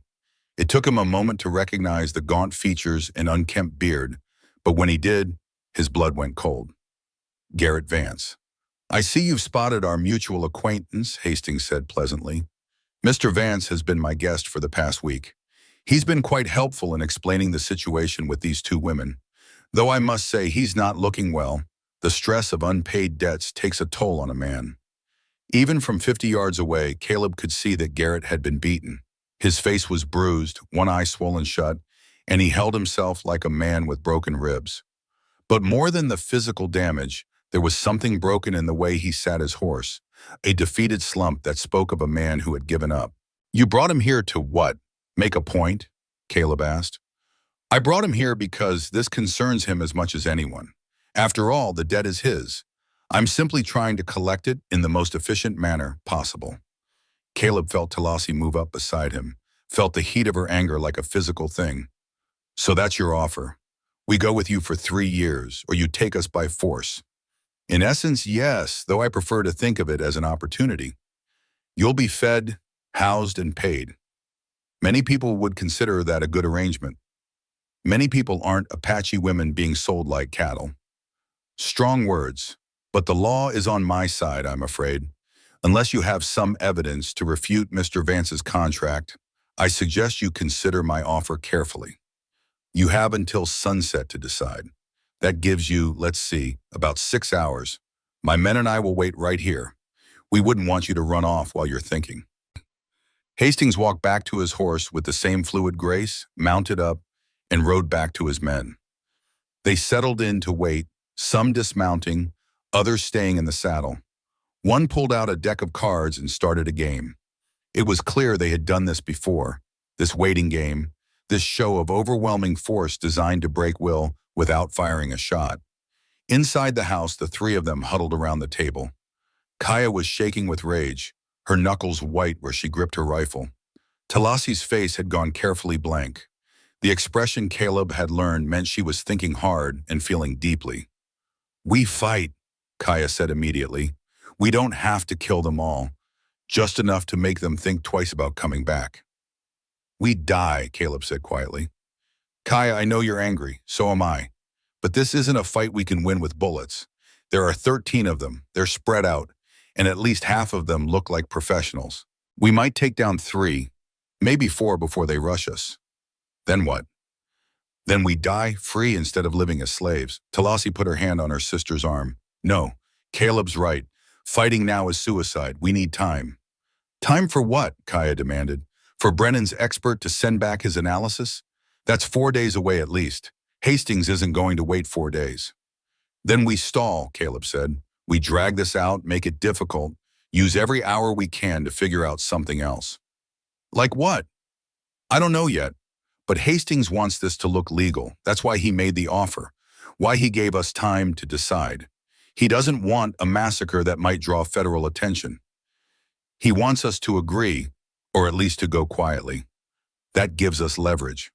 Not much leverage when he has 12 guns and a legal document," Talasi said bitterly. They spent the next hour examining options, each one worse than the last.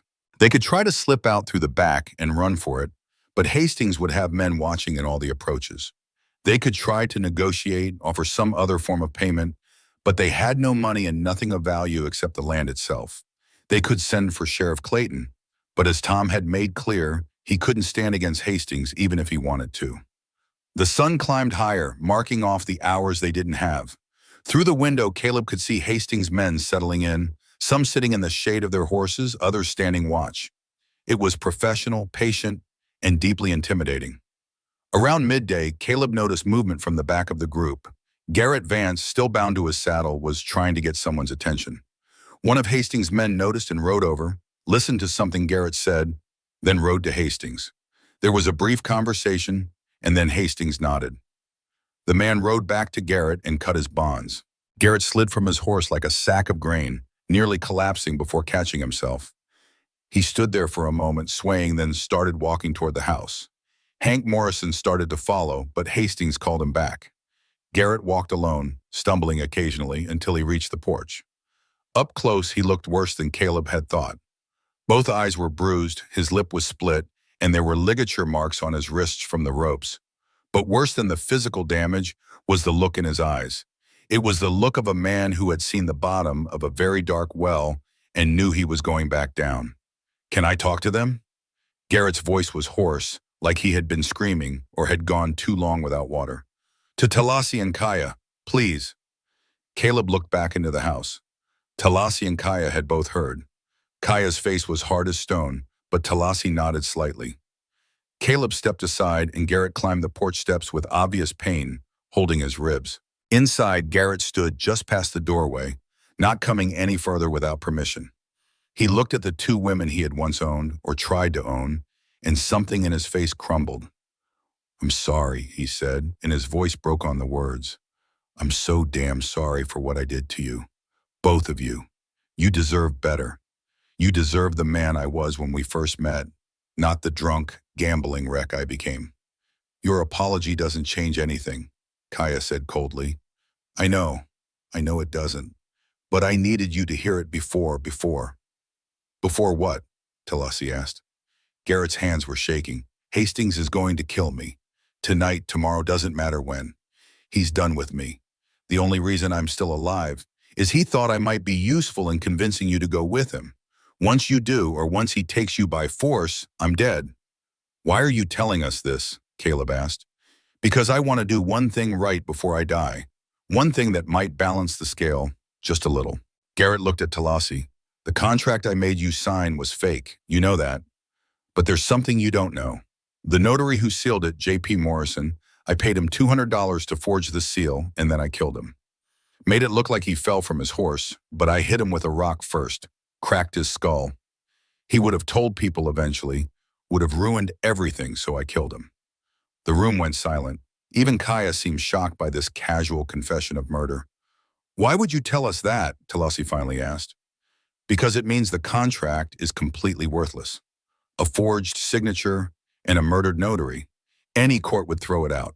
And because I want you to know that I'm not just sorry, I'm broken by what I did. I thought I could build something here, make a life after losing Mary and the kids. Instead, I destroyed everything I touched, including you. Garrett swayed slightly, steadying himself against the doorframe. But there's something else, something more important. 3 nights ago, before Hastings found me, I wrote down everything, every detail. How I forged your marks on the contract, how much I paid Morrison, how I killed him, and where I buried the rock I used. I sealed it in oilcloth and buried it under a large rock about 20 feet southeast of this porch. Half buried, you can't miss it. If something happens to me, he coughed, wincing. If you can get to it, that confession will destroy any legal claim Hastings has. The original contract means nothing without the notary, and the notary's dead by my hand. How exactly am I supposed to get into Hastings' saddlebag? Caleb asked. You're not, I am. Garrett pulled something from his boot, a short knife with a blade maybe 3 inches long. I'm going to walk back out there. I'm going to act like you refuse to negotiate, and then I'm going to try to kill Hastings. I won't succeed.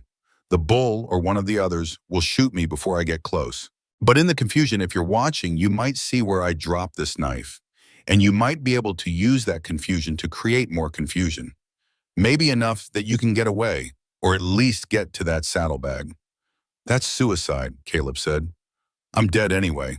At least this way it means something. Garrett looked at the 2 sisters one more time. I can't fix what I broke. I can't give you back 18 months of hell. But I can give you this, a chance. Maybe that's worth something. Before anyone could respond, Garrett turned and walked back out onto the porch. He stumbled down the steps, nearly fell, caught himself.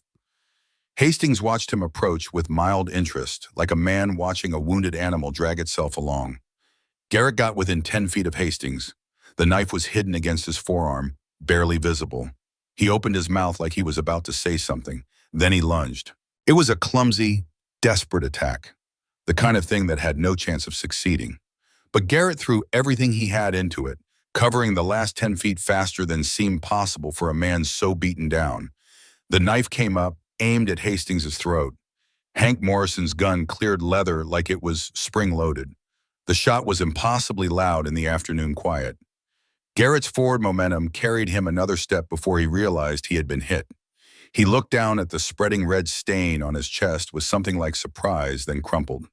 For 3 heartbeats, nobody moved. Then Hastings stepped forward, looking down at Garrett with an expression of mild annoyance. Foolish, very foolish, Mr. Vance. He turned to look at the house. I hope you're not planning something similar, Mr. Hartwell. I would hate for this to end in unnecessary bloodshed. But Caleb wasn't listening to Hastings. He was watching Garrett. The dying man had fallen onto his side, the knife hidden beneath his body. And with his last moments of consciousness, Garrett was doing something with his free hand. He was pointing, not at Hastings, not at the house, at something on the ground maybe 20 feet away. Caleb followed the direction of the gesture and saw it. A rock, maybe the size of a man's head, partially buried in the dirt. Nothing special about it, except that Garrett had put his last seconds of life into pointing at it. Then Garrett went still, and whatever message he was trying to send died with him. Hastings nudged Garrett's body with his boot, confirming what everyone already knew. Well, that complicates things. I was going to give you until sunset, but I think we've had enough drama for one day. Here's my final offer. The two women come with me right now, peacefully, or we come in and take them. You have 5 minutes to decide. He pulled out a pocket watch, made a show of checking it, and started counting. Inside the house, Kaya was already moving toward the back door. We run, right now. They'll expect us to go out the front, so we go out the back and head for the rocks. Might be able to lose them in the terrain. But Caleb was still thinking about Garrett's last gesture, that pointing finger aimed at a rock. What had the dying man been trying to tell them? Why spend your last breath pointing at something unless it mattered? Wait, he said. Give me 1 minute. Talasi, get ready to open the front door on my signal. Kaya, be ready to run for that rock Garrett was pointing at. The big one, about 20 feet from where he fell. What are you thinking? Talasi asked. I'm thinking a man doesn't spend his dying breath pointing at nothing. Garrett told us the original contract is in Hastings' saddlebag. What if he hid something else, some other proof, somewhere we could find it? What if that rock marks the spot? That's a hell of a guess, Kaya said. You got a better plan in the next 4 minutes? They didn't. Caleb moved to the window, watching Hastings check his watch again. 3 minutes left. Outside, the men were beginning to tighten their formation, preparing for action. Hank Morrison had drawn a second pistol, holding one in each massive hand. Talasi, when I give the signal, open the door and step out with your hands up. Tell Hastings you need more time to convince us. Keep talking as long as you can. Kaya, you and I are going out the back window. We circle around through that dry wash to the east, come up behind where Garrett fell. In all the confusion with Talasi talking, maybe nobody will be watching that closely. And if they do see us, then we're dead. But we're dead anyway if we don't try something. 2 minutes. Caleb and Kaya moved to the back window, the one facing away from Hastings' position. It was narrow, barely wide enough for a person to squeeze through, but they had loosened it weeks ago as an emergency exit. Caleb went first, dropping into the dusty yard behind the house, then helped Kaya through. They stayed low, using the house's cover, and sprinted for the dry wash.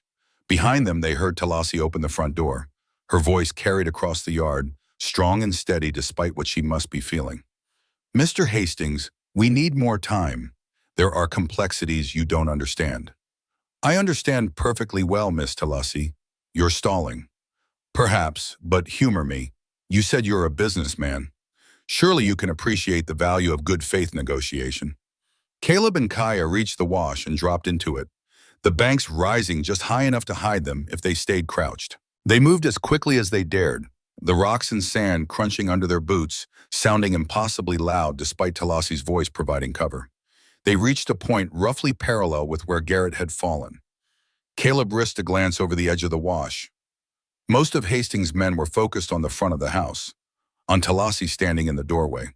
But one rider, positioned on the flank, was scanning the area with the careful attention of a professional. His gaze swept past the wash, hesitated, started to come back. Caleb ducked down.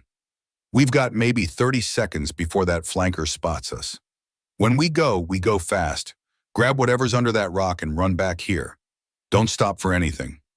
Kaya nodded. Her face was set in hard lines, all the fear burned away by action. This was what she had been built for, this moment of violence and speed. They climbed out of the wash together and ran, 20 feet to the rock. Caleb got there first, grabbed it with both hands, and heaved. It was heavier than it looked, and for a terrible moment he thought it might be too heavy to move. Then Kaya added her strength to his, and the rock shifted, rolled aside. Underneath was a small hollow in the ground, and in that hollow was a leather pouch wrapped in oilcloth. Caleb grabbed it without looking inside and shoved it into his shirt. Go!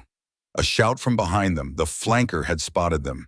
Then more shouts, and the sound of men mounting up in a hurry. Caleb and Kaya ran for the wash, feet pounding the hard-packed earth. A gunshot cracked across the afternoon. Then another. Dirt kicked up near Caleb's feet.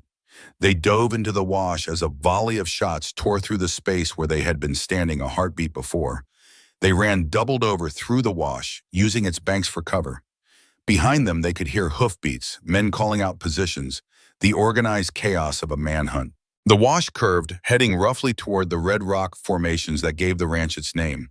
If they could reach the rocks, the maze of stone and narrow passages might give them a chance. Caleb risked another glance back and saw riders converging on the wash from two directions. In maybe 30 seconds, they would be cut off. We have to leave the wash. Make for those rocks. Spread out, don't give them a group target. They scrambled up the bank and ran across open ground. More shots, closer now. Something plucked at Caleb's sleeve, and he realized with distant surprise that he had been shot at and missed by inches. Then they were among the rocks, the towering red stone formations rising around them like the walls of a fortress. They ran deeper into the maze, taking turns at random, trying to put as much distance and as many obstacles between themselves and their pursuers. Caleb's lungs burned, his leg muscles screamed, but he kept running. Kaya right beside him, both of them driven by the knowledge that stopping meant death or capture, and capture was just a slower form of death. Finally, deep in the rocks, they found a narrow crevice barely wide enough to squeeze into. They pushed inside, pressing themselves into the shadows, trying to quiet their ragged breathing. From outside came the sounds of men searching, horses picking their way carefully through the rocks, voices calling out to each other. Caleb pulled the leather pouch from his shirt. His hands were shaking from adrenaline and exertion, but he managed to unwrap the oilcloth. Inside was a sheaf of papers, and on top was a letter written in Garrett's shaky handwriting, dated just 2 days ago.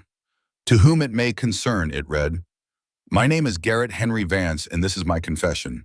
In January of 1885, I contracted with two Apache women named Talassi and Kaya to work my ranch. The contract I forced them to sign was fraudulent. I forged their marks. I paid the notary, J.P. Morrison, $200 to place his seal on false documents. When Morrison became nervous about his involvement, I murdered him and made it look like an accident. Everything I told Cole Hastings about these women stealing my property was a lie. They are innocent of any wrongdoing. I write this in hopes that it might somehow make amends for what I have done." Below the letter were other documents, receipts showing Garrett's payments to Morrison, a copy of Morrison's true ledger showing the forgery, even a crude map showing where Morrison's body could be found, with details about the head wound that would prove it was murder, not accident. "He documented everything," Kaya whispered. "All the proof we need, assuming we live long enough to use it," Caleb said. They waited in the crevice as the search continued around them. Hastings' men were thorough but not familiar with this particular maze of rocks. Twice men passed within 10 feet of their hiding spot without seeing them. The sun continued its descent toward the western horizon and shadows grew longer, providing more cover. After what felt like hours but was probably closer to 40 minutes, the sounds of searching began to fade. They heard Hastings' voice, distant but carrying in the still air. "Fall back to the ranch house. They'll have to come out eventually, and when they do, we'll be waiting." The hoofbeats retreated. Silence settled over the rocks, broken only by the whisper of wind through stone passages and the distant cry of a hawk. They waited another 20 minutes until the shadows had grown long enough to provide real concealment, then carefully worked their way out of the rocks. From a high point, they could see the ranch house. Hastings' men had formed a perimeter around it, with sentries posted at key points. Talassi was presumably still inside, surrounded. "We can't go back," Kaya said quietly. "It's what they expect. They'll be watching for us." "We're not leaving, Talassi," Caleb said. "I'm not suggesting we do. But we need help, real help, not just the three of us against 13 gunmen." Caleb thought about it. Sheriff Clayton had said he couldn't stand against Hastings, but that was before they had proof of Garrett's crimes.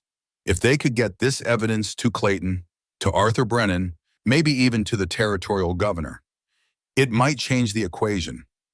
Hastings' greatest weapon was the appearance of legality. Take that away, and he was just another outlaw. "Copper Springs is 2 hours from here if we push hard," Caleb said. "We get there, find Clayton and Brennan, show them this evidence. Maybe get a federal marshal involved if there's one in town.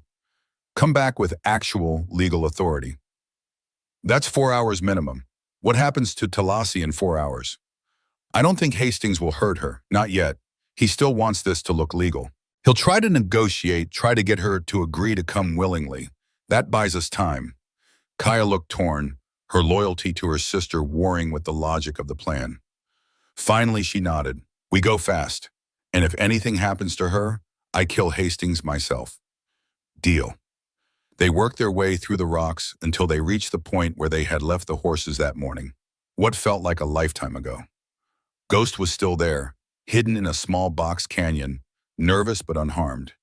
They mounted up together and rode hard for Copper Springs, pushing the mare as fast as she could manage over the rough terrain.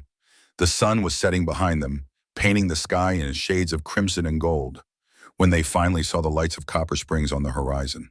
They rode straight to the sheriff's office, nearly collapsing from the saddle in their exhaustion. Clayton was inside, eating a late dinner at his desk. He looked up in surprise as they burst through the door.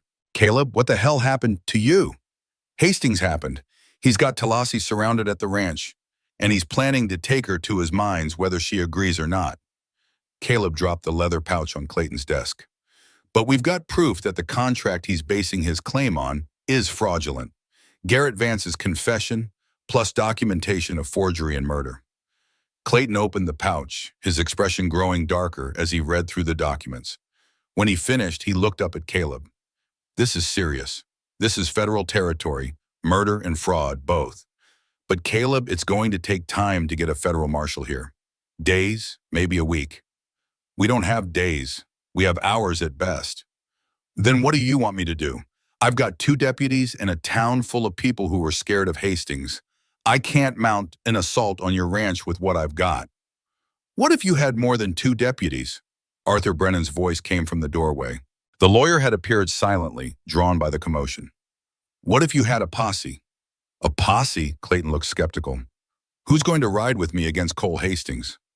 People who are tired of seeing the law bent to serve men like him. People who have seen what happens when corruption goes unchecked.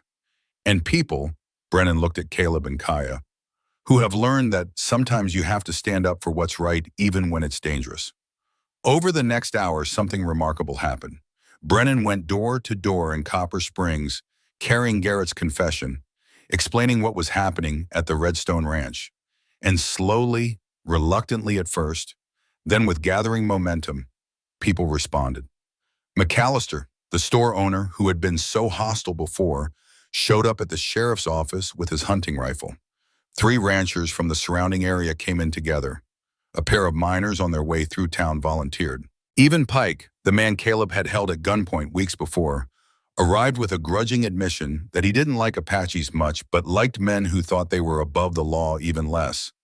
By the time they were ready to ride out, Clayton had assembled 15 men, not counting Caleb and Kaya. It wasn't an army, but it was enough to change the odds. They mounted up as the last light faded from the sky and rode through the darkness toward Redstone Ranch. The moon was rising, 3/4 full and bright enough to ride by, when they came over the last rise and saw the ranch spread out below them. Campfires marked where Hastings' men had set up their siege. The house was dark, but Caleb could see a faint glow through the shutters that suggested Talassi was still there, still holding out. Clayton divided the posse into 3 groups. One would approach from the east, one from the west, and the third straight down the middle with Clayton in the lead. The goal was not to start a fight, but to present overwhelming force, to convince Hastings that the game had changed and continuing would cost more than it was worth. They rode down in silence, spreading out as they descended. Hastings' sentries spotted them when they were still 100 yards out. Shouts of alarm, men scrambling for weapons, horses being mounted in a hurry. But by the time Hastings' men were organized, Clayton's posse had them surrounded. Hastings himself stood near his campfire, no longer the picture of cool confidence. His hand was near his gun, but he was smart enough not to draw. Clayton rode up to within speaking distance, his deputy's badge gleaming in the firelight. Cole Hastings, you're under arrest for conspiracy to commit kidnapping, intimidation, and about 6 other charges I'll think of by the time we get you to a cell. On what authority? Hastings demanded. On the authority of the territory of Arizona and these documents. Brennan rode up beside Clayton, holding Garrett's confession. We have proof that the contract you have been using to justify your actions is fraudulent. We have a written confession from Garrett Vance detailing forgery and murder. And we have 15 armed citizens who are done watching you bend the law to suit yourself. For a long moment, nobody moved. Hastings looked at his men, calculating odds, weighing options. His hand twitched toward his gun. Hank Morrison, standing beside him, actually started to draw. Then a shot rang out from the house. Talassi appeared in the doorway, Winchester in hand, smoke still curling from the barrel. The shot had gone into the air, not aimed at anyone, but its message was clear. "I believe that's my vote," Talassi called out, "in favor of arresting these men and getting them the hell off my property." Hastings' shoulders slumped. He raised his hand slowly. "I want a lawyer. I want to see those documents. And I want it on record that I came here on legitimate business." "You'll get your lawyer," Clayton said, "along with a nice long trial where everyone can hear about your legitimate business practices. Now have your men disarm, slowly." It took another hour to secure all of Hastings' men, confiscate their weapons, and bind their hands for the ride back to Copper Springs. Hastings himself maintained a cold dignity throughout, but Caleb could see the calculation behind his eyes. The man was already planning his defense, already thinking about which territorial officials he could pressure, which judges he could influence. This wasn't over, not by a long shot, but for tonight it was enough. Caleb walked to the house where Talassi was waiting on the porch. She looked exhausted, her face drawn, but there was something fierce and unbroken in her eyes. "Took you long enough," she said. "Had to collect some evidence and raise an army. You know how it is." Kaya ran up the porch steps and wrapped her arms around her sister, and for a moment the two of them just held each other, not speaking, not needing to. Caleb looked away, giving them privacy for their reunion. Arthur Brennan approached, carrying the leather pouch. This confession, along with the other evidence, should be enough to invalidate any claim Hastings had. It will also likely result in murder charges being filed posthumously against Garrett Vance, though that's somewhat moot given he's dead. "The two of you," he looked at Talassi and Kaya, "are completely free. Legally, morally, every way that matters." "Thank you," Talassi said quietly, "for believing us, for helping us." "Thank Garrett," Brennan said. "His confession is what made this possible. A guilty conscience can be a powerful thing."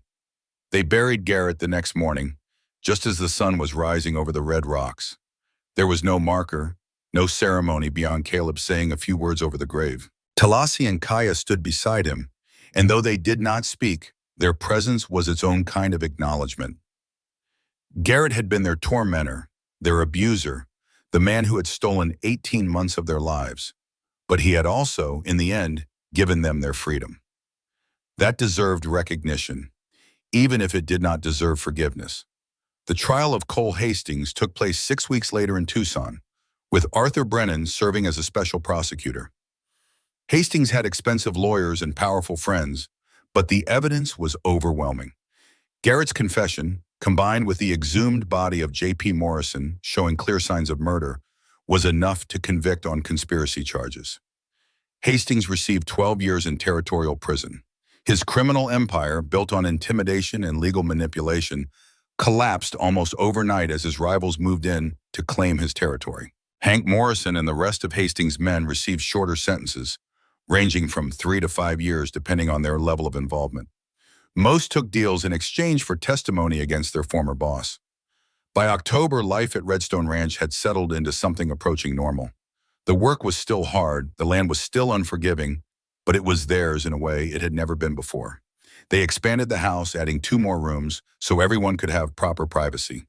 They bought 6 head of cattle with the money the territorial government paid them as compensation for their trouble. They planted winter wheat and built proper storage for tools and tack. In early November, a young woman named Maria arrived at Redstone Ranch. She was 19 years old, Apache like Talassi and Kaya, and 5 months pregnant. She had fled the San Carlos Reservation after her husband died in a mining accident, and his family blamed her, calling her cursed. They had beaten her and driven her away with nothing. She had heard stories about Redstone, about 2 Apache sisters who lived free with a white man who treated them as equals. It took her 6 days to find them, riding a half-dead horse she had stolen. When Talassi opened the door and saw the bruises on Maria's face, she simply pulled the girl inside and said, "You're safe now." They gave her the 2nd bedroom they had just finished building.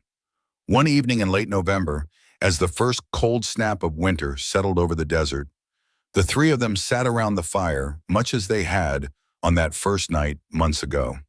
But everything was different now. They were not strangers testing each other, not survivors clinging to hope. They were family, bound not by blood but by choice, by shared struggle, by the knowledge that they had stood together when standing together mattered. "I've been thinking," Caleb said, breaking the comfortable silence, "about what we're building here. It's not just a ranch, it's something bigger. A place where people who have been cast aside can come and find a new start." "Like Maria?" Kaya asked, "the one who came from the reservation?" "Yeah, exactly like her. She needs a place to stay, especially with the baby coming. And I've heard there are others, Apache, Navajo, Mexican families who are caught between worlds. Not welcome anywhere. What if we made Redstone a place that welcomed them?" Talasi looked at him thoughtfully. "That would change everything. We'd need more buildings, more resources. And it might bring trouble. Not everyone wants to see Apache thriving." "When has trouble ever stopped us?" Kaya grinned. "I say we do it. Build something that lasts beyond the three of us. Something that matters." They talked long into the night, planning and dreaming in equal measure. By the time the fire burned down to embers and the stars wheeled overhead in their ancient patterns, they had the outline of something remarkable. Not just a ranch, but a community. A place built on the principle that everyone deserved dignity, safety, and a chance to build a life free from fear. The next morning, Maria arrived on a tired horse, pregnant and scared, asking if the stories she had heard were true. Were there really two Apache sisters living with a white man all as equals? Could she really stay and be safe? Caleb looked at Talasi and Kaya. They looked back at him. And in that moment of silent communication, forged through trial and trust, they all knew the answer. "Yes," Talasi said, stepping forward to help Maria from her horse. "You can stay. Welcome home." And in the years that followed, others came, one by one, then in small groups, then in a steady stream. Apache women escaping bad situations. Navajo families pushed off their land. Mexican farmers looking for a place to work without harassment. Mixed-race children who belonged nowhere else. They came to Redstone Ranch, and they found what Caleb and Talasi and Kaya had found, a chance to build something honest in a dishonest world. By 1895, Redstone Ranch was home to 43 people. By 1900, it was over 100. They built a school, a church that welcomed all faiths, workshops where people could learn trades. The ranch became a model for what was possible when people chose cooperation over competition, community over isolation. When Caleb Hartwell died in 1920, at the age of 71, he was surrounded by 3 generations of people who called Redstone home. Talasi and Kaya, now in their 60s, stood beside his bed. Maria's son Thomas, grown into a lawyer who fought for indigenous rights, held his hand. Dozens of others filled the house and spilled out into the yard, all of them connected by the choice that Caleb and 2 Apache sisters had made all those years ago. The choice to stand when standing was hard. The choice to do right when doing wrong would have been easier. The choice to build instead of break, to include instead of exclude, to see the humanity in everyone, even when the world insisted on seeing only differences. That was the legacy of Redstone Ranch. Not land or buildings or wealth, but something far more valuable. The knowledge that family is not defined by blood, but by commitment. That home is not where you come from, but where you choose to stand. And that the measure of a life is not what you acquire, but what you leave behind for others to build upon. In the end, William Hartwell had been right. A man is measured by what he leaves behind. And what Caleb left behind was a community built on justice, maintained by compassion, and growing stronger with each generation. It was more than enough.